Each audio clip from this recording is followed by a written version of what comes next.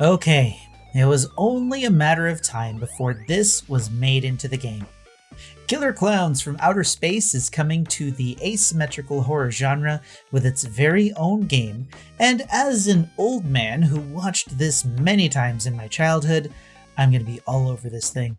So today, we're going to look at some of the mechanics that have been brought up on the official page, and we'll try to piece together what a match will look like in the process.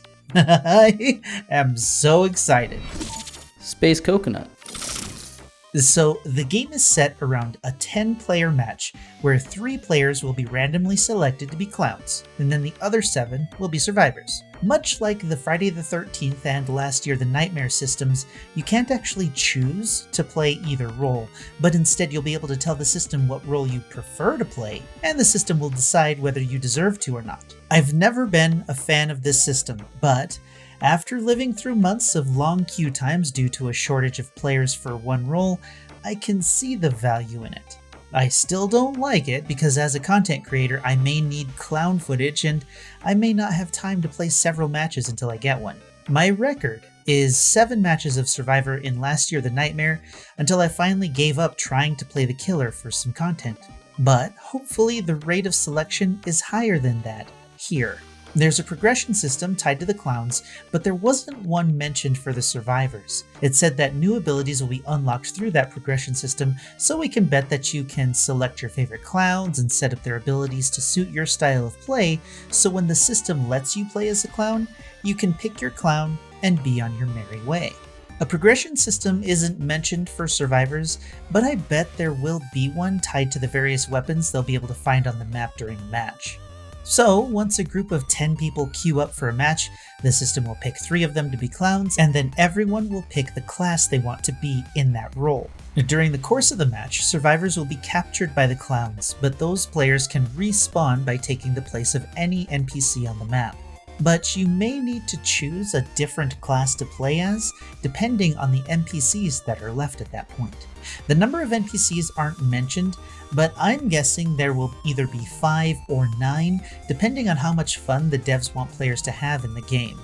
I mean, let's be honest, while winning will be nice, the sheer panic and lunacy of alien clowns hunting humans is going to be where the fun in this game lies. By giving players plenty of respawns to keep a match going, they can farm all of the fun. Once a human spawns in, they're going to be alone, and they're going to have to navigate the map avoiding clowns and finding supplies to help them survive the match. Part of this might be protecting NPCs because if a clown takes one out, that's one less respawn that survivors will have for the match.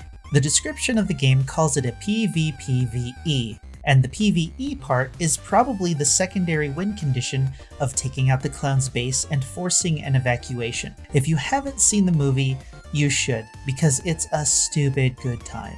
The voice comm system is one that the asymmetrical community has been hoping for years. Survivors will need to work together to overcome the invasion, and proximity chat will be a big part of that. But there's a catch. Everyone can hear everyone, but survivors can't understand clowns.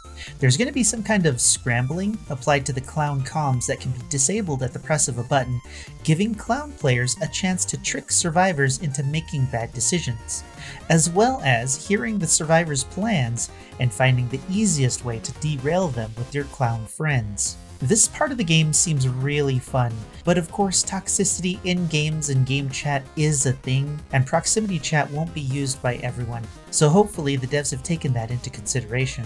As for a win condition, it sounds like there are 3. The clowns take out all of the survivors take out all of the clowns, or the survivors take out the clown's ship. Now, as I'm listing those out, it sounds like the survivors may have the more fun and engaging gameplay, which could be a problem. Thankfully, the beta testing that some players will get to participate in should give the devs the data they need in order to see the weak points in the course of a match to make sure players are enjoying themselves as much as possible. In the meantime, I'm going to keep an eye on the website and the Discord for more information as it becomes available, and share that with you when it matters. I think this is going to be a fun and silly game, and I'm really excited to give it a try. Let me know what you think in the comments below, and until next time, I'm Space Coconut, and you're welcome.